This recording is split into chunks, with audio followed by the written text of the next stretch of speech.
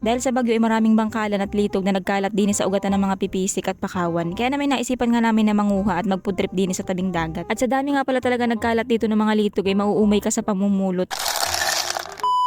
At yun na nga for today's video ay napakarami ko nga palang dalang gayak. Ay ano, kala mo na may pinalaya sa bahay ay. Ngayon nga pala naisipan namin na manguha ng litog, bangkalan o kahit ano pang makikita namin sa tabing dagat na pwedeng maiulam. Nung nakaraang araw kasi na nag-voice over ako sa tabing dagat ay marami akong nakita na bangkalan at litog at yung iba nga ay namamatay na. Mga nagkalat laang, mga nadala lang baga sila ng alon. Ay sayang naman kung hindi apulutin at aulamin. Tabang tama lang din at gawa ng wala kaming pang ulam ngayon. At pagdating nga namin din sa aplaya ito nga bumungad sa amin. Nakalkal ng alon ang mga ugat ng puno. Dati ng mga bata pa kami napakaganda ng buhanginan dito pero unti-unti nga habang tumatagal ay nauubos na yung buhangin at puro bato na lang yung makikita mo. At sa tuwing bumabagyo ay lagi nakakalkal yung buhangin. Itong batuhan na ito ay dati puno ng buhangin yan. Pero ngayon nga ito na lang ang makikita mo. Puro mga ugat ng puno at saka yung mga dularo at batuhan. Pero bago nga bumagyo ay meron pa mga buhangin dito kaso ngayon ay wala na akong makitang buhangin. Natulak na yung buhangin sa loob ng lalauhan. At yung dati ko nga palang pinaglulutuan dito ay ayan, ganito na ang hitsura niya ngayon. Wala nang buhangin, puro mga basura na at ugat. Ganito ang hitsura niya noon. Napakakapal ng buhanginan at saka yung sanga halos nakalapat na sa buhangin. Pero ngayon ay napakataas na nung sanga niya kasi naubos na talaga yung buhangin. At kahit itong dinadaan na namin ngayon ni Yasi ay dati itong palaisdaan. Nga pala ang oras ngayon ay 12:00 na at ganitong oras nga pala ngayon ng hibas. Maliit nga lang pala ang hibas ngayon o halos hindi makakatihan yung mga batuhan pero okay nga lang yan at gawa ng dinilaan naman kami sa gilid ng bakawanan mangunguha ng pang-ulam. May nakita nga pala kaming tabo at pinulot nga pala ni Yasi at baka pwede pa. Kaso nga lang isira na. Kapag nga pala si Yasi ang kasama ko din sa tabing dagat ay kung ano makita niyang gamit na pwede pang magamit ay kinukuha rin niya. At saka mga laruan. Parang ako lang din ako'y bata pa. Mahilig ako manguha ng mga laruan sa tabing dagat. Binimilhan ko naman siya ng laruan kaso nga lang para mas trip niya gamitin ay yung mga gamit ng laruan.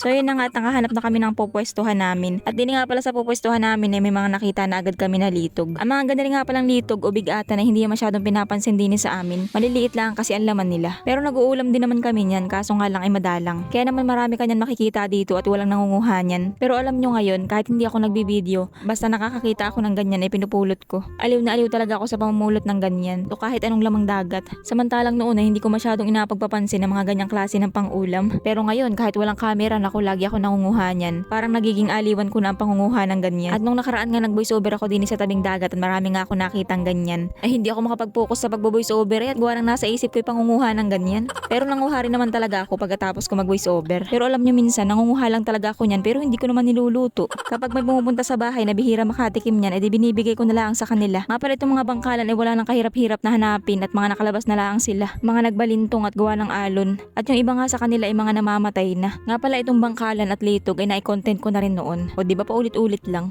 Dito naman po kasi mga vlog ko ay mga pangkaraniwang ginagawa namin din sa probinsya. Kahit naman po kami hindi mag-vlog ngayon ay mangunguha talaga kami niyan. Pero sana po hindi kayo manawa sa panonood ng mga video ko, makinig ng mga kabalbalan na kwento ko. Na kahit ako minsan ay nauumayan na rin aba. Pero syempre hindi pa rin tayo titigil sa paggawa ng mga content hanggat may laman ng hibasanan. Pero salamat po dun sa mga nagme-message, nagko-comment na sinasabi na marami daw silang natututunan sa mga vlog ko. Salamat po at na-appreciate nyo yung mga content na ginagawa ko. Sulit na sulit yung pagod at saka yung hirap sa paggawa ng content. Kaya po huwag kayong mag-alala at yung mga request nyo na gusto nyong hulihin at lutuin ko ay hala at hulihin natin yan. Nga pala may nagre-request sa akin na mamiwas daw ulit ako sa dagat. At may nag-request din sa akin na manisid, mamana naman daw ng mga isda. Kaso nga lang sa ngayon po ay hindi pa pwede kasi nga ay malakas pa ang alon at malabo pa ang tubig. Nga pala may nakita rin ako ditong punaw. Punaw nga pala ang tawag namin dito at meron din ito sa amin. Sa tapat lang ng bahay namin. Mahirap yan hanapin at malalim ang baon yan sa buhangin. Nai-content ko na nga rin pala yan dati. Nakalabas lang siya ngayon at gawa ng nabungkal ng alon. Kapag nga pala dito ka mangunguha ng mga ganitong klase ng kabibi ay talagang mauumay ka sa pamumulot at gawa ng yan ng dami. Ay lalo na siguro sa hibasanan mismo. O dun baga sa batuhan kaso nga lang hindi kasi nahibasan. Pero dito pa nga lang ay umayin ka na at halos dikit-dikit talaga. Para lang silang isinabog dito at dikit-dikit. Sana kwarta na lang to ano. Nga pala para sa mga nagtatanong kung ano daw baga ang lingwahe ko at hindi pa rin daw nila maintindihan. Parang hindi naman daw ako Tagalog. Siguro po Korean Hangul, Kwanggol. Grabe kayo, Tagalog naman po ang ginagamit ko Sadyang may mga salita lang talaga din sa Quezon na salitang Quezon at saka Bisaya. Ayun, bihira naman ako magsalita ng Bisaya. Puro Tagalog naman po ang inapagsasabi ko dito. Kadalasan nga lang talaga yung mga salitang ginagamit ko ay kung ano yung salita namin dito sa amin. Natatawa kasi ako dun sa nabasa ko. Kapag daw kasi ako nagsalita, yung 10% daw ay Tagalog. Tapos yung iba, hindi na daw niya alam kung saan ang galing. Nga pala mabalik tayo, may nakita nga pala ako ditong kabibi na maliit at hindi ko nga pala alam po ng tawag dito. Kahit naman po ako lagi nandini sa tabing dagat sa Ibasanan na hindi ko pa rin makabisado kung ano mga tawag-tawag dyan. Pa-comment naman po guys kung ano pong tawag nyo dito. Nga pala pumunta rin dito si Papa at manghihibasan nga daw siya kaso maliit lang naman ang hibas. Mangunguha lang naman daw siya ng mga kalantigas din sa buhanginan. At saka magtitingin na rin daw baka makakuha ulit siya ng katang. Dito nga din pala namin nakita yung mga katang noong nakaraan. Kapag ganito kasing galing sa Bagyo ay talaga nagkakaroon ng mga katang dito. At gawa ng marami kasing palaisdaan dito kapag nakatakas doon ay di napapadpad nga din sa Hibasanan. Kasi ang mga paminto o daluyan ng tubig na palaisdaan ay diretso dito sa dagat. Kaya pag nakatakas doon ay di diretso dito. Yan po yung dahilan kaya nakakuha lagi kami ng katang din sa Hibasanan. Lalo na nga kapag ganaring may bagyo.